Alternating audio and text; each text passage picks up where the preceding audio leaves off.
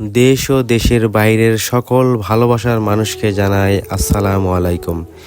আশা করছি প্রিয় বন্ধুরা আমার সবাই ভালো আছে। সামনে কোরবানির ঈদ, এক সপ্তাহ পর। অনেক বৃষ্টি হইতেছে, আজকে একটু কম। মানুষের অনেকের আছে অনেক দুর্ভিক্ষ সময়, কারো পানি দিয়ে পুরো ঘর ডুবে গেছে। এমনও কঠিন সময় অনেকের আছে, অনেকে কষ্টে জীবনযাপন করছে, অনেকে ধান কাটছে কিন্তু ধান শুকাইতে পারতেছে না রৌদ্রের কারণে, বৃষ্টি প্রচুর বৃষ্টি। যাই হোক, সবার জন্য দোয়া করব, সবার জন্য ভালো থাকে, সুস্থ থাকে, সুন্দরভাবে জীবনযাপন করে। তো আজ আমি এসেছি আমার আশ্রম কেন্দ্রের একটা ফ্রিজ প্রয়োজন, কারণ প্রতিদিন হয়তো বাজার করা সম্ভব হয় না। একটু বেশি করে মাছ, বেশি করে মাংস, একটু সবজি কিনে ফ্রিজে রাখা হয়, ওখান থেকে টুকটাক করে তৈরি করে খাবার খাওয়া হবে ইনশাল্লাহ। এই সময় আমার অনেক টান অবস্থা, খুবই সমস্যার ভিতর আছি, তারপরেও আমি হাল ছাড়তেছি না।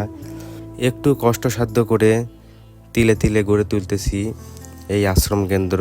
অসহায় বাবা মা, বৃদ্ধ দাদা, তাদের জন্য এই সংসার, তাদের আশ্রম কেন্দ্র, তাদেরই সব কিছু।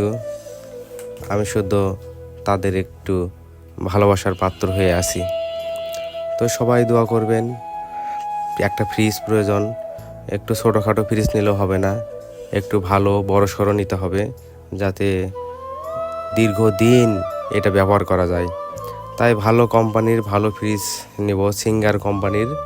সবচাইতে ভালো ফ্রিজ দেখতে নিলাম হলো সবচাইতে একটা বড় ডিপ আছে, এটা 52,000 টাকা, 50,000, মানে 50,000 আর তার উপরে আরও 2,000, 52,000 টাকা। এখন এটার সাথে আরেকটা জিনিস প্রয়োজন, দেখতে সেটা চোখে আসলো, সেটা হলো ওই যে আমরা পেঁয়াজ, রসুন, আদা এগুলো বাটতে হয়। তো আমরা পুরুষ মানুষ, তো বাটার তো সময় নেই, বাটার তো সম্ভব না, তাই একটা ব্লেন্ডার প্রয়োজন, এটাই তো বলে নাকি। তো ব্লেন্ডার নেব একটা, সেটাও নিয়ে ফেললাম। মোটামুটি প্রায় 57,000 টাকা পড়লো। তো আলহামদুলিল্লাহ, সবাই দোয়া করবেন। একটার পর একটা, মানে পুরো সংসার গোছানো অতটা সোজা না, তাই কষ্টসাধ্য করে এই যে তৈরি করতেছি আমার আশ্রম কেন্দ্র। এখন ফ্রিজ হলো, কিছুদিন আগে হয়তো দেখছেন যে সেলিং পড়লো প্রায় 42,000 টাকা। আজকে আবার ফ্রিজ পড়লো পুরো 57,000 টাকা।